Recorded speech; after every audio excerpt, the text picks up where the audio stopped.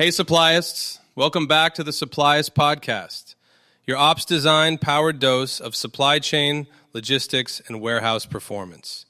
I'm Steve, up here in New Jersey, and I'm joined by Abby, down in sunny South Florida. Hey, Steve. Hey, everyone. Today we're talking about warehouse assessments, and specifically how to do them without bringing operations to a grinding halt. Yeah, because that fear comes up all the time. If someone walks my warehouse, everything stops.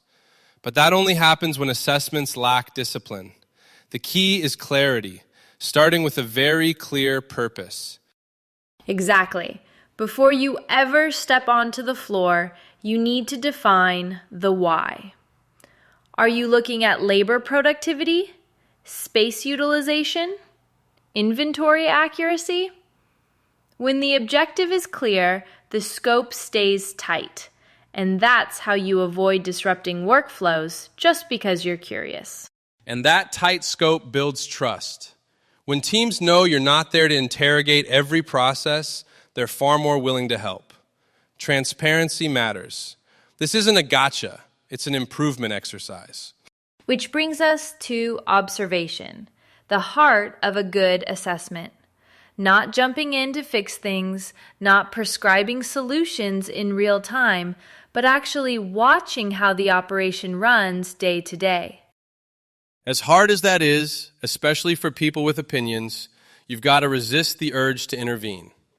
If you're stopping pickers mid-task or fixing printers on the spot, you're changing the very process you're trying to understand. And before you ask for new data, use what already exists. WMS reports, labor dashboards, inventory records. Most warehouses already have plenty of information. Review that first. Then use floor observation to validate what the data is telling you. Exactly. While you're walking the floor, stay out of the way. Watch where congestion builds, where people slow down, which equipment is overused. You don't need clipboards and radios, just good notes and awareness. Once you've observed and reviewed the data, then it's time to talk to people. But timing matters. Short, focused conversations during slow periods, shift changes, or breaks get you far better input than interrupting peak activity. And blend in. Dress for the environment. Follow safety rules. Look like part of the operation, not an auditor. When people feel comfortable, you get a more honest picture of how work really gets done. Finally, keep your findings structured and actionable. No endless follow-ups or moving targets. Clear insights that leadership can act on.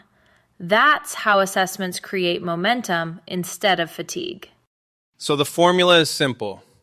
Clear objectives, observe without disrupting, communicate within the operation's natural rhythm.